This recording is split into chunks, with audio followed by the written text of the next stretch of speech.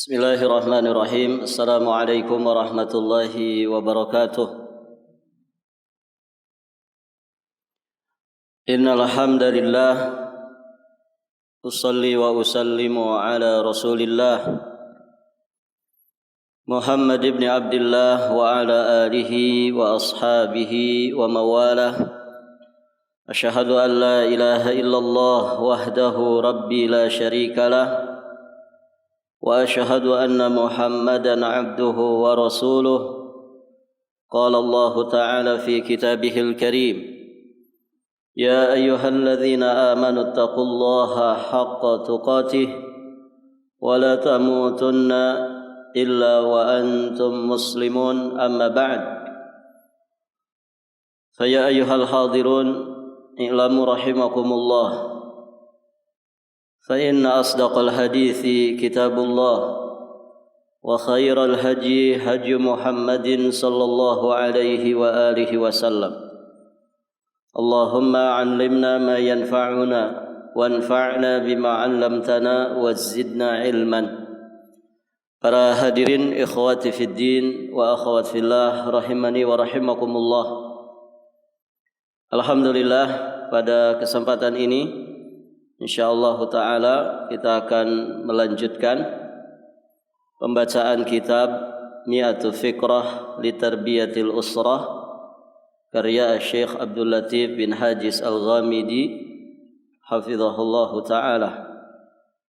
Kita masih di pembahasan 100 ide untuk mendidik keluarga berkaitan dengan masalah ilmiah. Taib, 7 poin sudah kita bahas. Berikutnya poin yang ke-8. Di antara ide ilmiah terkait dengan tarbiyatul usrah adalah mendaftar pada halaqah-halaqah atau rumah-rumah tahfiz Al-Quran, baik untuk orang dewasa di masjid-masjid ataupun di rumah-rumah, yakni rumah para hafizat untuk ibu-ibu. Khususnya adalah halaqah tahfiz yang memiliki kiprah dan aktivitas yang nampak. Pemikiran ini termasuk perkara yang seorang muslim selayaknya memperhatikannya dalam mendidik keluarga. Seorang wanita akan menemukan wanita-wanita saleh sehingga dia akan terjauhkan dari wanita-wanita yang memiliki hati yang sakit dan berakal hampa. Di sebagian rumah-rumah tahfiz atau TPA yang mengajari anak-anak dasar-dasar Al-Quran, menulis, membaca dan akhlak-akhlak yang islami, yang mulia sesuai dengan usia mereka. Taib. Di poin ini beliau memberikan ide untuk anggota keluarga selayaknya aktif di dalam kegiatan-kegiatan ilmiah. Halaqah-halaqah yang kemudian dibentuk ya untuk mempelajari Al-Quran, mempelajari hadis ataupun bidang-bidang tertentu di dalam keilmuan Islam ini. Maka selayaknya berperan aktif dengan menjadi anggotanya atau mendaftar ke halaqah-halaqah tersebut. Ini sangat membantu, ya, sangat membantu untuk kita terus update ilmu kita, ya, sehingga ini nantinya bermanfaat, ya, untuk bekal di dalam kehidupan berumah tangga. Karena ilmu itu asas dari segala kebaikan.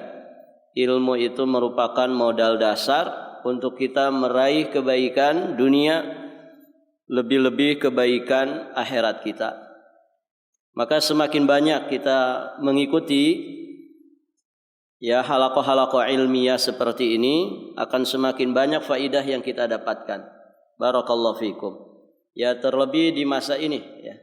Di masa ini, Masya Allah, sarana untuk kita belajar begitu terpampang lebar. Sarana untuk belajar pilihannya sangat banyak sekali di masa ini. Ya, sekarang ya jarak bukan menjadi masalah. begitu ya. Gurunya ada di mana, muridnya ada di mana-mana, kan begitu.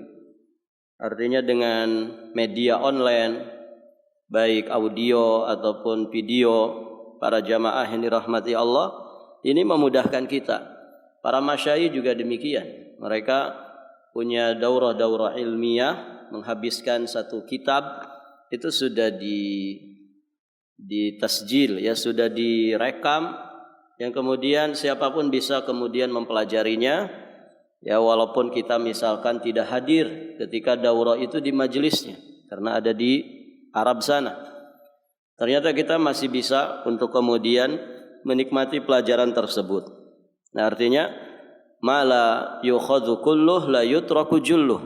Kalau mungkin kita tidak punya kemudahan untuk bisa belajar hadir langsung, ya, di depan majelisnya para ulama, maka setidak-tidaknya faidah ilmiahnya kita dapatkan dengan cara kita mempelajari hasil-hasil rekaman yang kemudian disebar oleh para ulama, ya, di channel-channelnya mereka.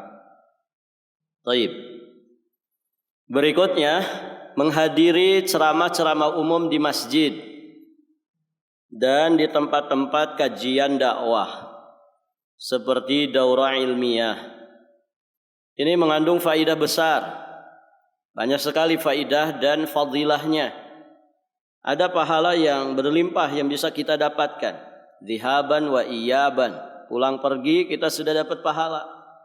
Keluarnya kita dari rumah ke majelis ilmu, itu sudah hitungannya fi sabilillah.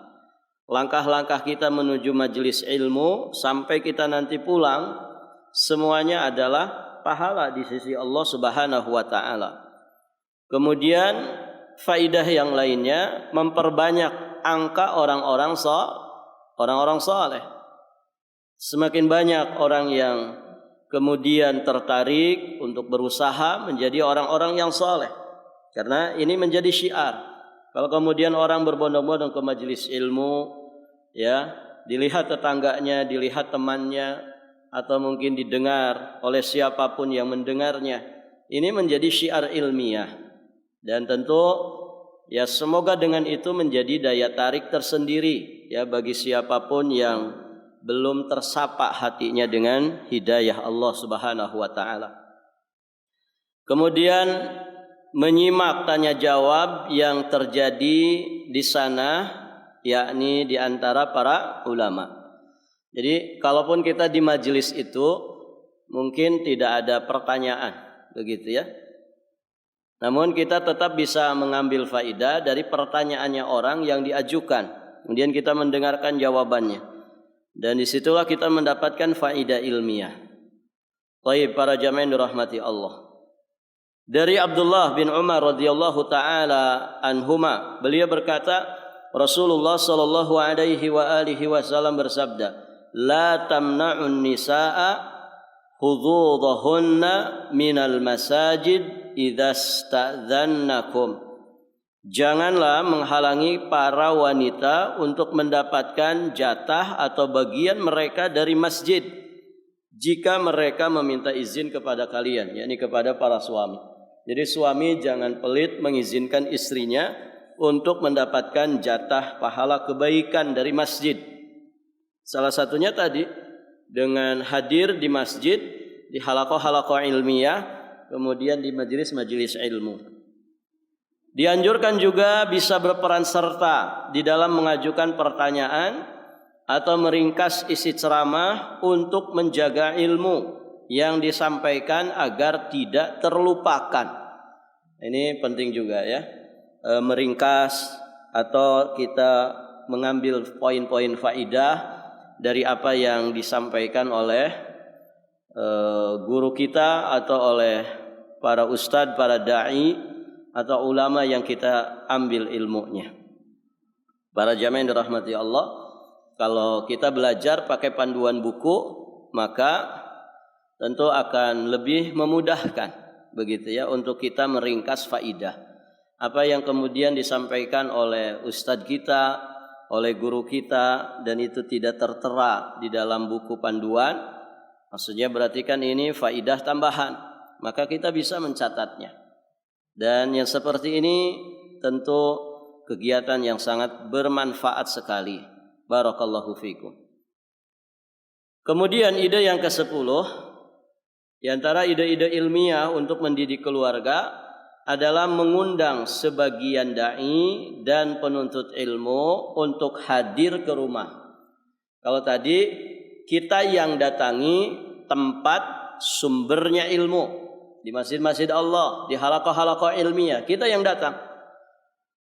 Nah, yang berikutnya termasuk ide yang baik adalah kita undang.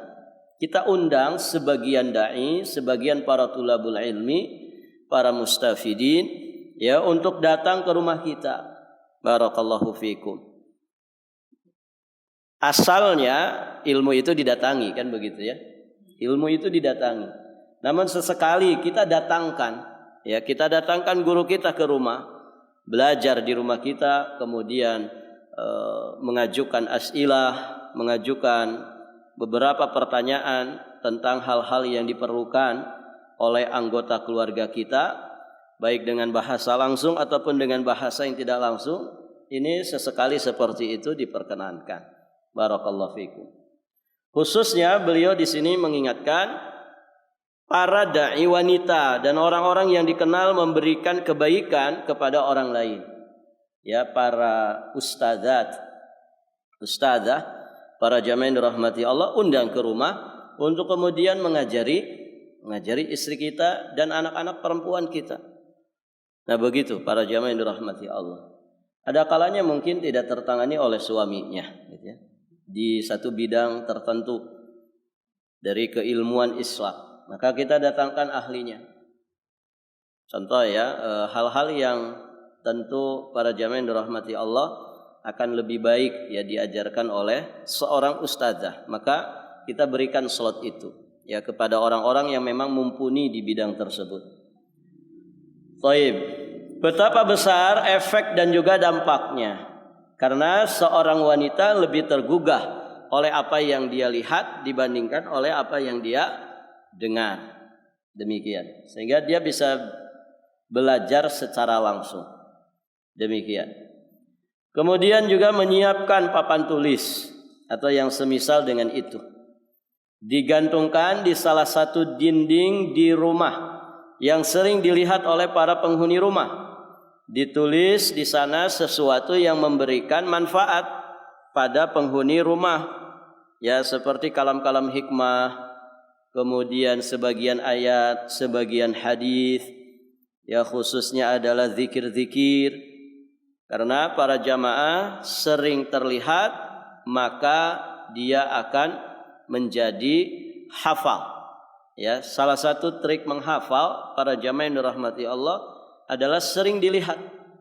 Kemudian, ya, selain sering dilihat, para jamaah yang dirahmati Allah sering dibacakan. Ini kaidah menghafal. Sering melihat, an-nazar, kemudian kasratun nazar, dan kasrat al-kalam, ya, sering mengucapkannya dengan ucapan kita. Thayyib. Nah, ini salah satu trik di antara trik menghafal. Maka di rumah kita para jamaah bisa kemudian kita bikin figura yang cantik, mungkin ukuran A4 begitu ya, atau agak besar dari itu, dikasih figura yang cantik, disimpan di tembok atau di dinding yang sering ya dilewati, sering dilihat oleh anggota keluarga kita. Nanti berkala begitu ya. Kita bikinkan poster ya seukuran figura tersebut, nanti bisa diganti ulang. Misalkan kita printkan hadis Nabi SAW dari kitab Arba'in misalkan. Dari kitab Arba'in. Nanti hari pertama hadis nomor pertama, gitu ya. Dimulai dari hadis nomor pertama. Mungkin 1 minggu setiap anggota keluarga sering ya melewati tembok itu, dan pasti ketika dia lewat di situ dia melihat tulisan yang ada di dinding itu. Nah, nanti para jamaah yang dirahmati Allah dengan sering melihat seperti itu, kita akan mudah menghafal. Lagi-lagi dilihat itu, ya kan? Antum kan pada paham betul istri antum, gitu ya. Kenapa? Hari-hari dilihat. Hari-hari dilihat. Dari ujung rambutnya sampai ujung kakinya hafal semua. Kenapa? Hari-hari dilihat. Dan ini dipraktekkan di sebagian pesantren, Masya Allah. Ngafal mufradat. Ya, mufradat itu kosakata bahasa Arab. Ini membantu sekali. Ditempel di dinding-dinding yang ada di dekat asrama. Begitu ya. Tiap hari anak-anak melihat. Nanti setiap seminggu sekali diganti. Ya, misalkan ditempel ada 10 kosakata bahasa Arab. Ya, ditempel selama 1 minggu. Nanti minggu kedua dicopot lagi itu, diganti lagi dengan mufradat baru. Nah, biasanya nanti bagian bahasa ada anak-anak yang diamanahi untuk mengurus kakak-kakak tingkat. Nah, itu ada biasanya ditugasi menjadi bagian bahasa. Nah, nanti dites dulu anggotanya itu. Jadi mutaradifat atau mufradat yang ditempel di dinding-dinding itu nanti diteskan terlebih dahulu. Ya, suruh dihafal. Dan Masya Allah rata-rata hafal. Karena mereka tiap hari melihat. Tidak sengaja dihafalkan, tapi karena sering melihat, kemudian para jamaah yang dirahmati Allah dilafalkan, maka akhirnya mereka hafal. Dan ini Masya Allah ide yang sangat baik sekali. Nah, di rumah kita juga bisa kita praktekkan yang seperti itu. Ya, kalau di rumah dipercantik begitu ya. Kalau namanya santri kan ala kadar, yang penting dilakukan begitu ya. Walaupun hanya dengan kertas HPS kemudian pakai lakban begitu ya. Tapi yang penting hafal mereka gitu kan. Kalau di rumah kan tidak mungkin begitu ya.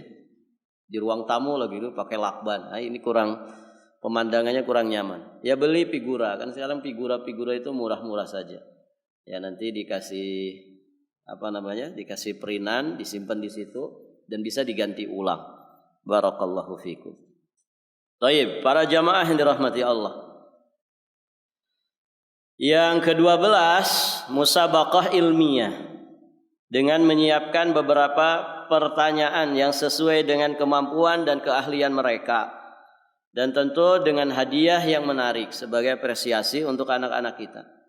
Nah, waktu terbaik untuk melakukan musabaqah perlombaan ilmiah ini adalah di saat tamasya, di saat rekreasi, di saat rihlah di luar rumah. Ini untuk memanfaatkan waktu dengan sesuatu yang berguna. Kemudian juga menanamkan persaingan di dalam kebaikan di antara anak-anak kita dan menyampaikan ilmu kepada mereka secara tidak langsung. Jadi bagi keluarga muslim yang orientasi hidupnya bagaimana bahagia di akhirat, itu segala sesuatu dia akan jadikan sarana untuk mendapatkan ilmu, sarana untuk mengamalkan ilmu. Hatta pada kondisi-kondisi misalkan jalan-jalannya, rihlahnya, tamasyanya, rekreasinya, begitu ya.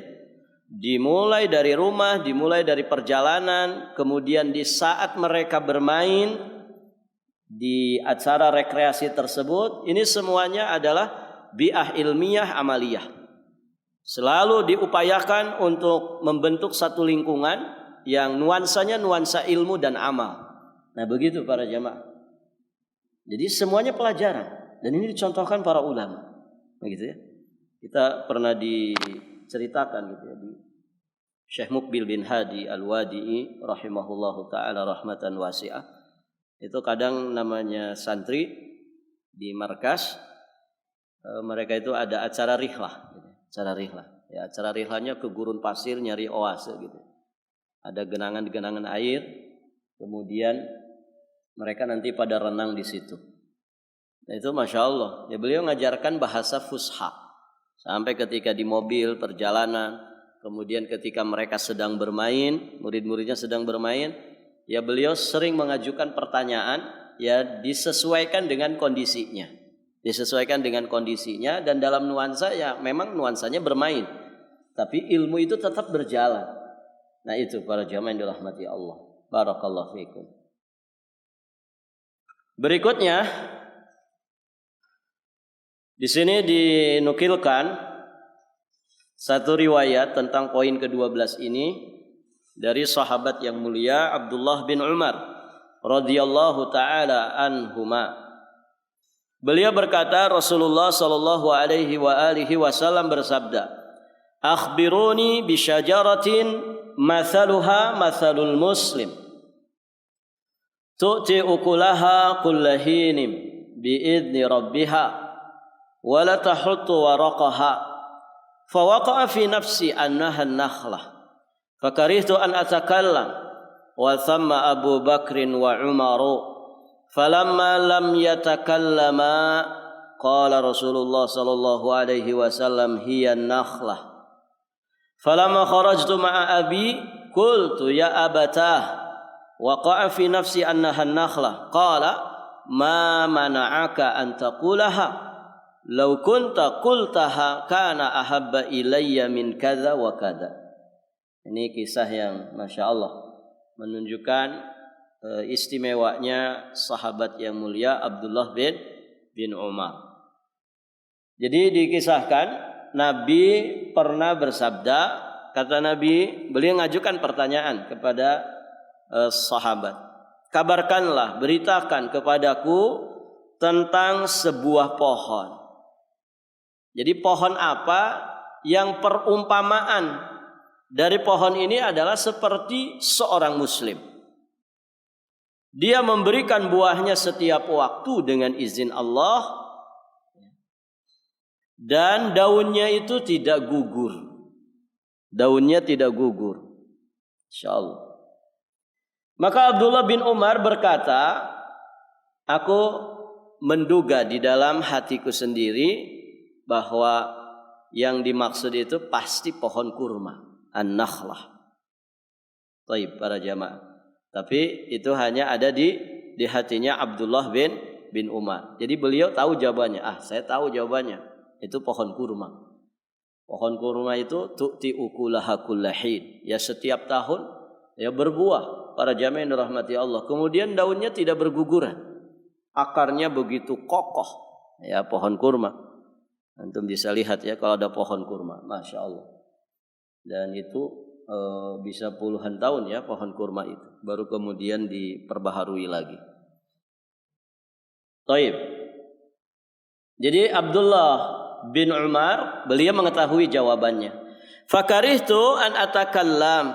Namun aku malu kalau aku yang menjawab. Begitu ya.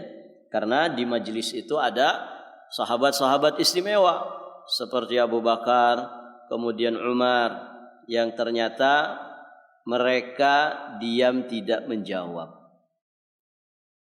Abdullah bin Umar tahu jawabannya, tapi ternyata Abu Bakar dan Umar enggak menjawab. Maka beliau malu, kalau saya menjawab ini malu. Taib, para jamaah yang dirahmati Allah. Maka kemudian Rasulullah sallallahu alaihi wasallam beliau memberikan jawabannya. Dia adalah pohon kurma. Ya, seorang muslim itu perumpamaannya seperti pohon kurma. Taib. Manakala aku meninggalkan majlis bersama bapakku. Siapa bapaknya? Umar ibn Khattab. Aku berkata, "Ya abatah, wahai bapakku, tadi aku menduga, aku mengira bahwa jawabannya itu adalah pohon kurma." Dan ternyata kan benar sesuai dengan apa yang dijawab oleh Nabi SAW. Maka kemudian Umar ibn Khattab berkata, "Mengapa engkau tidak menjawabnya? Seandainya engkau menjawabnya, maka jawabanmu itu lebih aku sukai dibandingkan ini dan ini." Barakallahu fiikum. Baik, para jamaah yang dirahmati Allah, perhatikan di sini, ini Rasulullah sallallahu alaihi wasallam yang memberikan pertanyaan kepada sahabat sebagai bentuk pembelajaran. Jadi pertanyaan di sini bukan bermaksud membuktikan kebodohan, akan tetapi bertujuan untuk menyampaikan ilmu melalui tanya jawab. Dan kita sama-sama tahu bahwa salah satu di antara thariqatut tadris yang disepakati ya oleh para pakar pendidikan adalah as-su'al wal jawab. Ini salah satu metode pembelajaran yang sangat baik adalah as-su'al wal jawab. Makanya ini dipakai dalam semua bidang pendidikan, ya. Dalam semua bidang pendidikan, soal wal jawab ini selalu dipakai. Makanya kita kalau sekolah pasti ada apa? Ujian. Kan begitu ya? Ada pilihan ganda A, B, C, D gitu ya. Ada esai. Begitu kan? Itu ujian zaman dulu ya, ujian zaman dulu. Mesti ada ujian. Setahun bisa 3 kali gitu. Kalau sekarang setahun berapa kali? 4 kali. Ada mid semester gitu. Itu kan ujian juga. Barakallahu fikum. Ya. Kalau dulu catur wulan 1, catur wulan 2, catur wulan 3. Ada yang ngalamin itu? Berarti Anda sudah tua. Nah itu para jamaah yang dirahmati Allah. Begitu kan? Ada soal wal jawab. Ini selalu ada. Dan Masya Allah metode soal jawab itu menyenangkan. Makanya sampai sebagian masyayikh kalau nulis kitab itu dengan metode itu. Ya, membahas akidah tapi dengan soal dan jawab. Antum mungkin pernah tahu ada usulus salasa, salah satu usul itu kitab itu dibawakan dengan metode tanya jawab. Tapi ya tidak lepas dari pembahasan salah satu usul. Kitab tauhid juga sama ada. Nah ini untuk memudahkan. Auqa fi nafsil mu'min. Itu akan lebih mengena pada jiwa seorang mukmin. Kadang ngaji daurah 3 jam gitu. Itu yang paling diingat di benak itu bukan materi 3 jam, tapi tanya jawabnya. Nah ini dapat faidah. Dari 3 jam itu ternyata faidahnya didapat dari apa? Tanya jawab. Kenapa? Karena si fulan nanyanya pertanyaan yang apa unik begitu ya. Dan akhirnya dijawab ya, ternyata mengandung faidah yang banyak. Nah itu para jamaah. Barakallahu fiikum. 3 jamnya mungkin sambil ngantuk begitu. Pas tanya jawab tuh nggak ngantuk. Baik. Berikutnya ide yang ke-13. Kaum laki-laki mendengarkan khutbah Jumat. Nah ini ide ilmiah. Mendengarkan kajian dan juga nasihat-nasihat di masjid atau di tempat lainnya. Lalu mana bagian keluarga darinya? Nah, untuk menyampaikan manfaat kepada mereka, beliau kasih ide nih. Hendaknya bapak atau suami meringkas apa yang dia simak dalam benaknya. Atau pada secari kertas untuk dia sampaikan kepada keluarganya. Apa yang dia dengar terpatri di dalam benaknya. Dan keluarga yang tidak mendengarnya secara langsung tetap bisa mendapatkan faidah darinya. Masya Allah. Ini yang kadang luput dari kita para jamaah. Jadi wasilah untuk dapat ilmu itu sebetulnya banyak sekali. Setidak-tidaknya kalau dalam satu pekan itu orang saking sibuknya misalkan tidak sempat bermajelis, maka setidak-tidaknya dia dapat ilmu dari apa? Dari khutbah Jumat. Dari khutbah Jumat. Cuman sayang ya khutbah Jumat itu sering dijadikan apa? Ajang istirahat. Capek saya di kantor depan komputer 4 jam enggak berhenti-berhenti. Lelah rasanya matanya begitu ya. Datang ke masjid, cari tempat yang paling pewek gitu ya. Deket tiang, sandaran, di bawah AC, sejuk rasanya gitu. Begitu kan? Ada yang sebelum mulai Jumatan saja sudah setar dia. Sudah setar tidur. Nanti bangun-bangun pas iqamat gitu. Masya Allah. Gitu ya. Tayyib. Ada yang ketika khutbah belum disampaikan nggak ngantuk tuh. Tapi kenapa ketika mulai khutbah kok ngantuk? Berat rasanya mata ini. Begitu. Barakallahu fiikum. Akhirnya apa? Tidak fokus ngedengerin. Ya. Dia hanya mendengarkan pas khutbatul hajatnya saja. Ya. Fa inna asdaqal hadits kitabullah. Ya. Fa inna asdaqal hadits kitabullah. Wa khairal haji Muhammad. Wa syarrul umur muhdatsatuha. Wa kullu muhdatsatin bid'ah wa kullu bid'atin dhalalah wa kullu dhalalatin finnar. Langsung aja tidur. Jadi yang kedengaran terakhir finnar gitu ya. Barakallahu fikum. Akhirnya ngantuk. Materinya apa? Blas gitu. Apalagi yang khutbahnya setengah jam nggak selesai. Oh, selesai itu Pak, gitu ya. Itu jamaahnya pasti tertunduk khusyuk, gitu ya. Maksudnya apa? Tidur, begitu ya. Ya makanya khutbah Jumat itu jangan panjang-panjang. Dan orang tuh nggak bisa nangkap itu setengah jam itu, paling ketangkapnya berapa persennya saja. Yang 15 menit khutbah saja belum tentu ketangkap semua itu. Bagaimana lagi yang setengah jam, yang 40 menit, begitu ya. Apakah sah saja? Sah saja. Cuman memang sunnahnya ringkas. Terlebih para jamaah, di kita ini Jumat kan bukan hari libur. Ya tidak? Di kita ini Jumat bukan hari libur, tapi hari kerja. Ya. Kalau di sebagian negara para jamaah, mereka liburnya hari Jumat. Maka persiapan untuk melaksanakan ibadah Jumat itu lebih maksimal. Mereka bisa tidur menjelang Jumatan, sehingga ketika pas Jumatan seger kondisinya. Nah kalau di kita kan enggak. Di kita Jumat bukan hari libur, sehingga orang datang ke masjid Jumatan itu memanfaatkan waktu istirahat kerja dari jam 8 sampai setengah 12. Ya, ada sekitar 3 jam setengah atau bahkan 4 jam mereka bekerja, kemudian langsung datang ke masjid Jumatan. Ditambah lagi, ya, habis subuh, habis bertarung sama istrinya, begitu ya. Oh, tambah lagi itu Pak, tambah lagi loyoknya. Kerjanya duduk, ya, dengan waktu yang panjang. Datang ke masjid sudah selesai, tidur dia. Nah itu para jamaah. Nah artinya di sini kita ini sebagai warga negara Indonesia harus punya perhatian yang lebih terhadap ibadah Jumat. Kenapa? Karena kalau kita tidak punya persiapan yang baik, Jumat kita sering terbengkalai. Terbengkalai dalam artian kita tidak bisa maksimal mendapatkan faidah dan fadilah dari Jumat. Maka coba masing-masing kita punya jadwal itu yang baik, ya, untuk kemudian kita bisa maksimal menghadiri Jumat. Kenapa? Satu poin yang di antara sekian banyak poin penting, karena Jumat itu wasilah untuk kita dapat ilmu.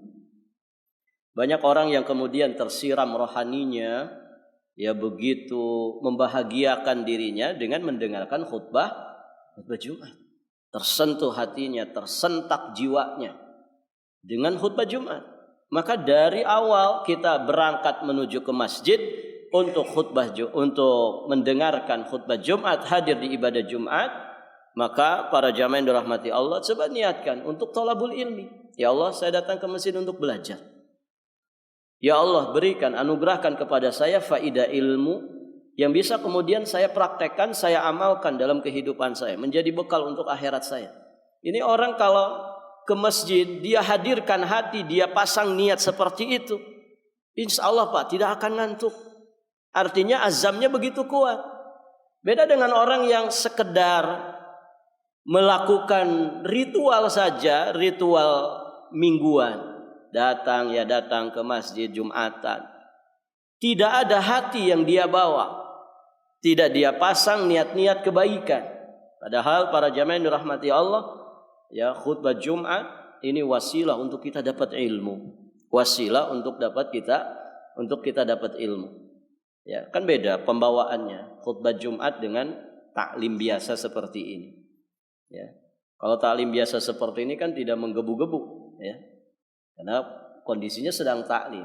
Tapi kalau khutbah Jumat sunnahnya memang dengan suara yang lantang, suara yang keras. Nabi itu kalau khutbah Jumat ka'annahu mundhiru jaishin, ya, seolah-olah beliau itu adalah komandan pasukan jihad yang kemudian memperingatkan pasukannya bahwa di sana ada musuh kalian. Begitu para jamaah yang dirahmati Allah. Sehingga lebih mengena ke hati. Taib. Maka ini kerjasama semua pihak, begitu ya. Para khutbah, para khatib, dia harus berusaha bagaimana membawakan khutbahnya sesuai sunnah. Kemudian juga para DKM, pengurus masjid yang diamanahi untuk menangani masjid, ya, mengkondisikan masjid maksimal mungkin untuk orang itu bisa menghadiri ibadah Jumat dengan sebaik-baiknya, sehingga tidak hanya faidah amaliyah yang didapatkan jamaah, tapi juga faidah ilmiah. Itu setidak-tidaknya. Nah, akhirnya para jamaah, ketika seorang suami hadir di khutbah Jumat, dia mendapatkan faidah ilmiah, Masya Allah. Dia catat itu. Nah, sekarang ini kan sarana mencatat gampang sekali. Kalau dulu mungkin dah bawa pulpen, dah bawa kertas, repot. Begitu kan? Nah, sekarang kita alhamdulillah dimudahkan. Dengan apa yang setiap hari kita genggam ini, kita bisa mencatat, bahkan kita bisa merekam. Kita izin misalkan ke DKM, izin ke Ustadz yang akan khutbah, Ustadz afwan, ana mohon izin, Pak DKM afwan, ana mohon izin, mau ngerekam. Ya, disimpan mungkin di depan mimbarnya atau di bawah mimbarnya. Bisa langsung kedengaran. Ya, nanti di rumah bisa didengarkan ulang. Atau para jamaah, kalau tidak seperti itu, kita tidak mungkin kan mencatat ketika khutbah sedang berlangsung. Maka diingat-ingat, ketika ada faidah, ini faidah ini bagus sekali nih, untuk saya catat. Maka ketika selesai dari ibadah Jumat, misalkan selesai dari sholat, selesai dari wirid, segera tulis. Langsung tulis di WA atau di catatan aplikasi khusus. Langsung tulis, kemudian dia langsung bisa share ke keluarganya. Ya, misalkan dia share ke istrinya. Alhamdulillah, ya. Saya dapat faidah ini dari khutbah Jumat. Poinnya sekian. Ada 5 poin faidah. Masya Allah, dikirim ke istrinya. Istrinya yang tidak mendengarkan khutbah Jumat tetap dapat faidahnya. Antum punya anak misalkan, ya punya anak, juga di-share ke anak-anak, diajarkan ke anak-anak. Tercatat, terdengar, tersimpan di hati, kemudian tersebarkan. Ya, tersebarkan. Nah, ini yang dimaksud di poin yang ke-13 ini.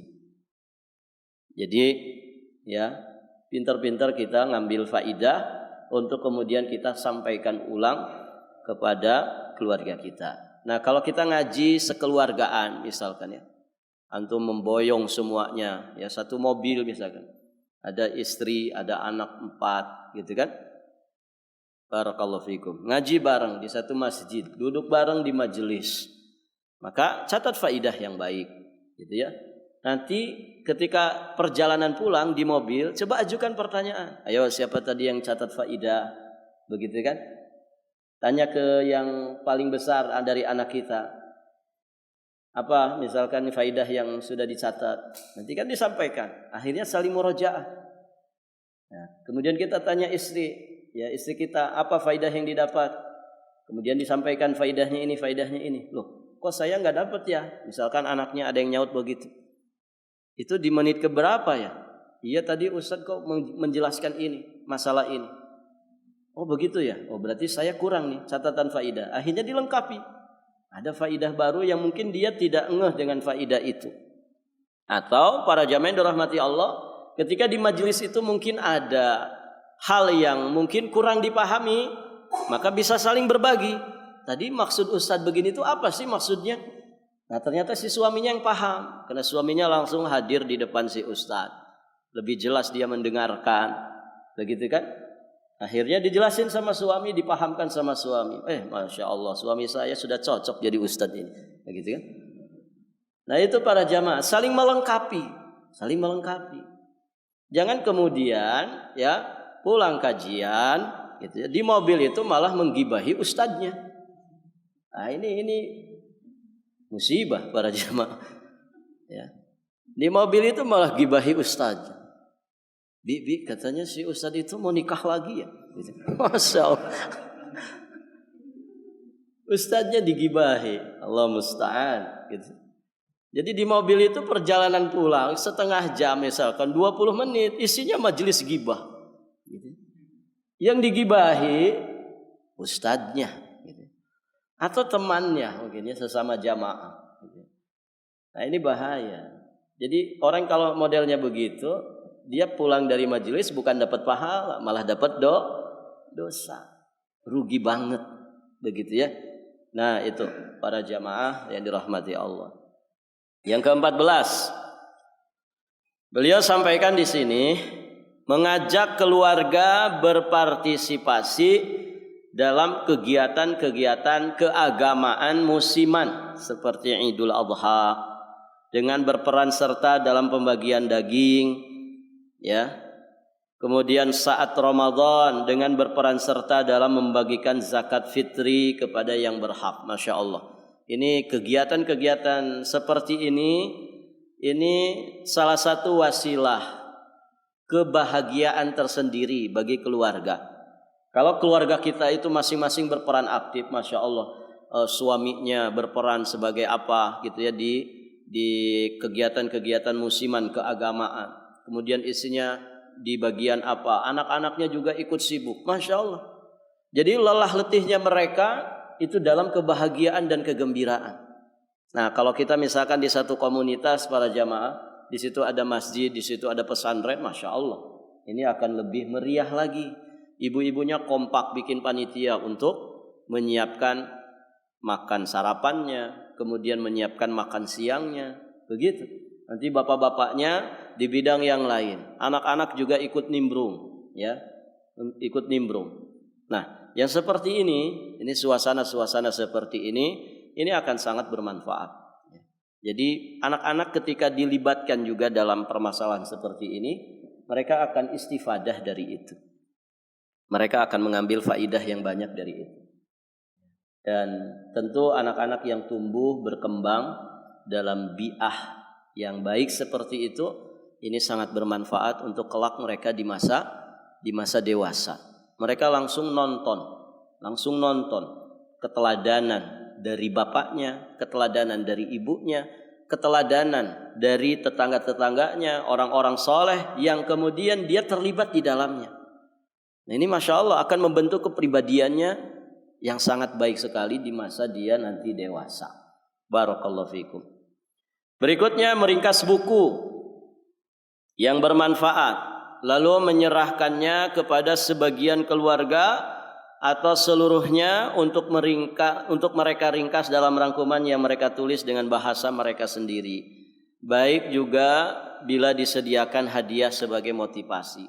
Ya, saat ini semua wasilah seperti ini dimudahkan gitu. Antum yang sekarang makan ngetik juga pakai HP bisa. Diketik kemudian langsung dibikinkan PDF-nya, kemudian nanti disebar ya di grup keluarga sehingga mereka membaca, mereka mendapatkan faidah. Taib.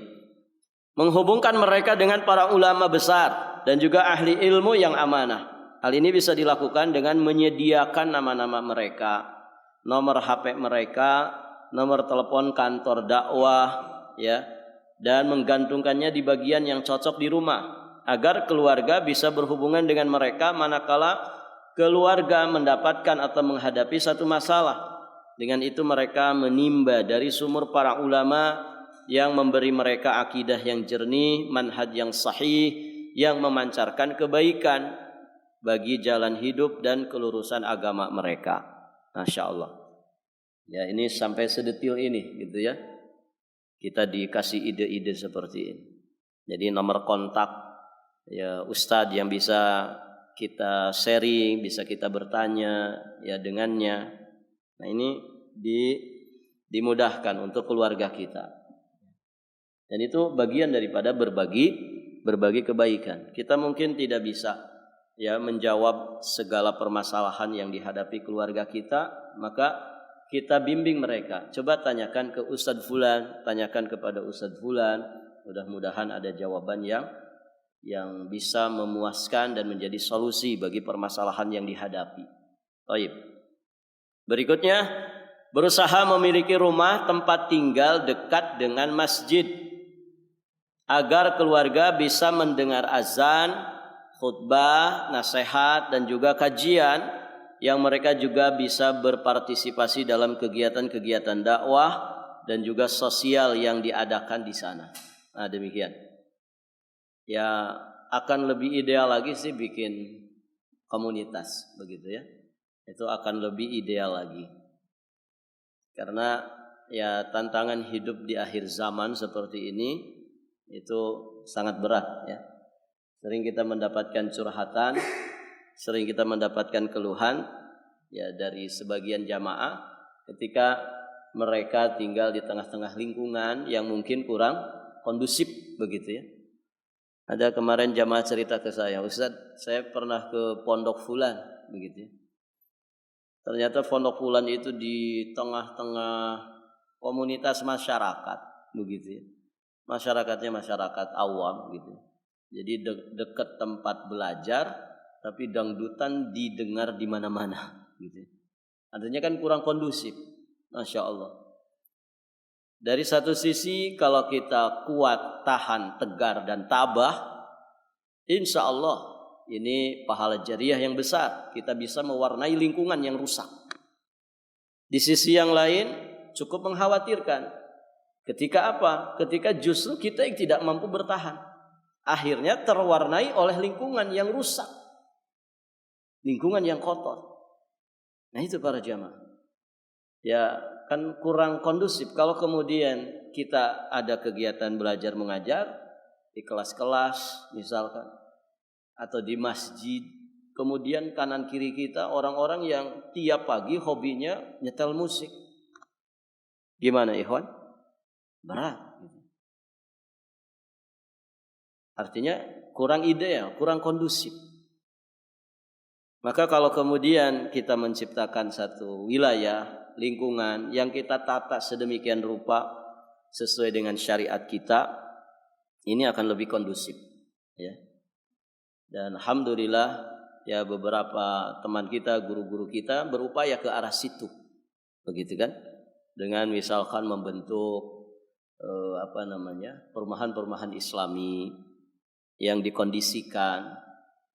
Ya, tentu tidak ada kesempurnaan.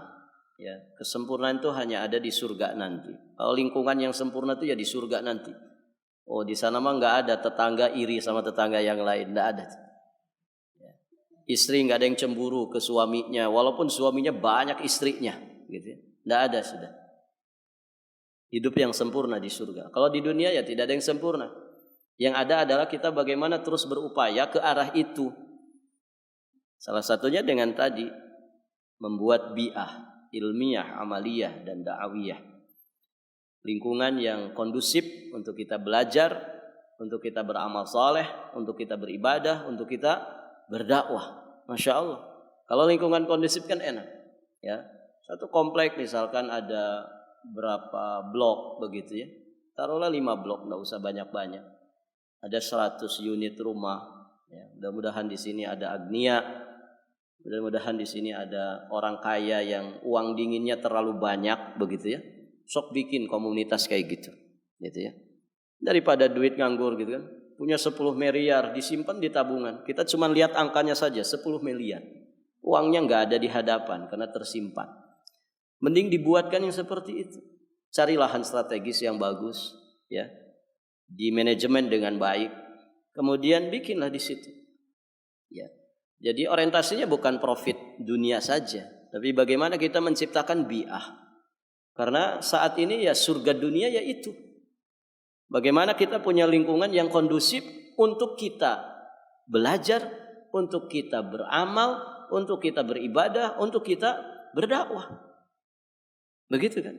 Sekarang Masya Allah kejadian di mana-mana. Masjid kemudian diberhentikan pembangunannya. Ya pesantren yang kemudian dibenci oleh lingkungan sekitarnya. Berat ini. Maka para jamaah yang dirahmati Allah, jaga iman ini semaksimal mungkin. Salah satunya kondisikan. Ya kondisikan lingkungan kita sebaik-baiknya. Kalau seperti itu kan bikin komunitas. Ya dari 100 rumah atau 150 rumah itu bangunkan masjid satu.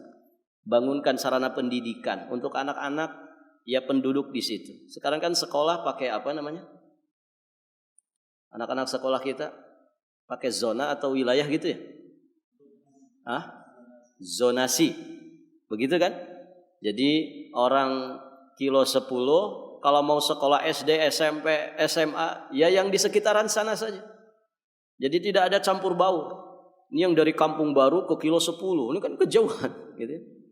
Yang dari kilo 15 sekolahnya di Gunung Sari. Kejauhan. Ya. Maka zonasi, nah ini enak, memudahkan. Kita bikin saja lingkungan, begitu ya. Masya Allah.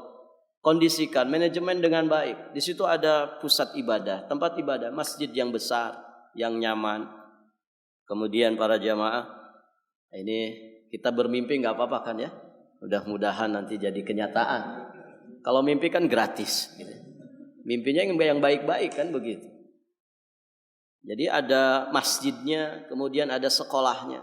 Dari PAUD sampai mungkin kalau bisa perguruan tinggi gitu. Islam. Masya Allah. Kondisikan. Nah, ini luar biasa para jamaah. Itu sudah jadi surga dunia. Kalau bisa bangun mall yang ada di situ. Gitu ya.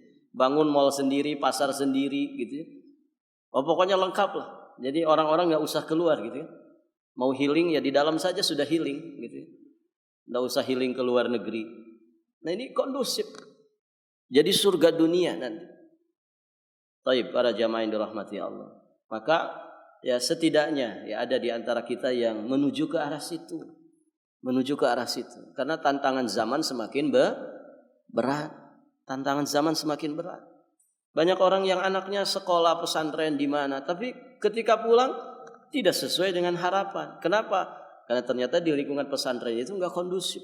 Jadi, anak-anak pesantren tapi kok pada hafal nyanyian dangdutan itu.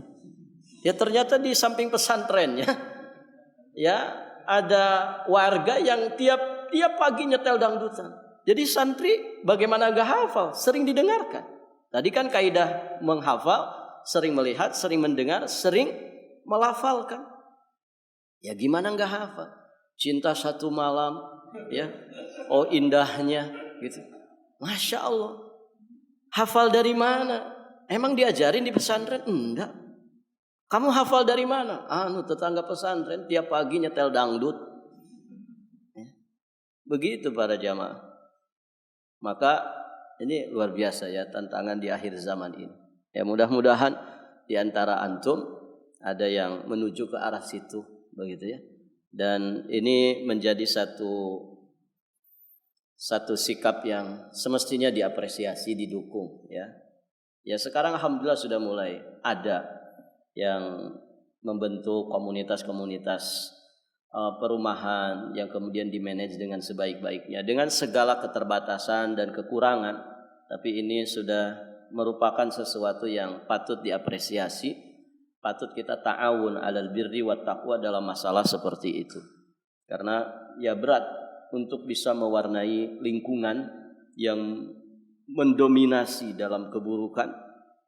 Ini berat sekali. Kita terkadang punya cita-cita yang tinggi untuk bisa mewarnai mereka. Tapi ternyata justru kita yang terwarnai. Begitu para jamaah yang dirahmati Allah. Karena ya walau bagaimanapun Pak, nafsu ini selalu ada gitu ya.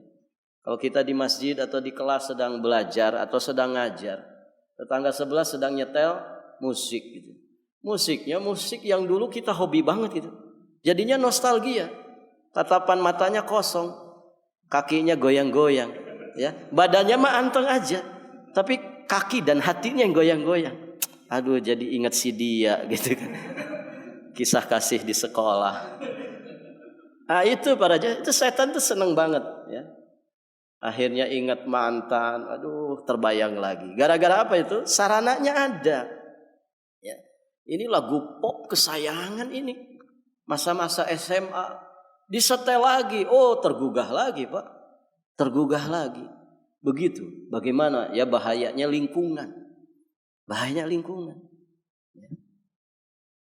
Maka di situ ya para jamaah yang dirahmati Allah, menjadi PR kita bersama ya. Anak-anak kita ya, keluarga kita, ayo jaga dengan sebaik-baiknya. Baik. Sampai di sini pelajaran kita para jamaah yang dirahmati Allah.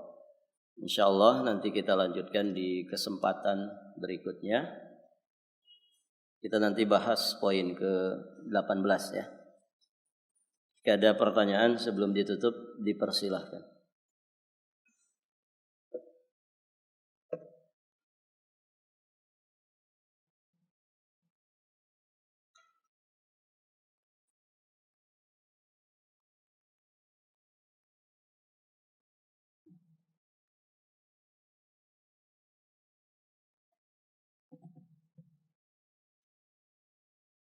Ada pertanyaan tidak?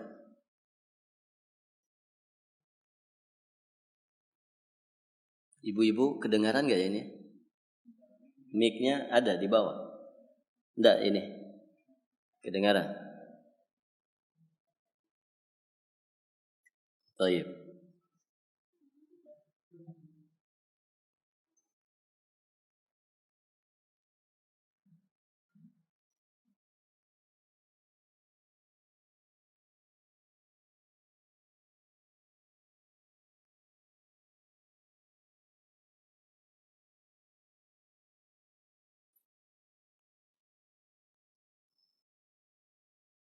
Ada pertanyaan ibu-ibu? Ya.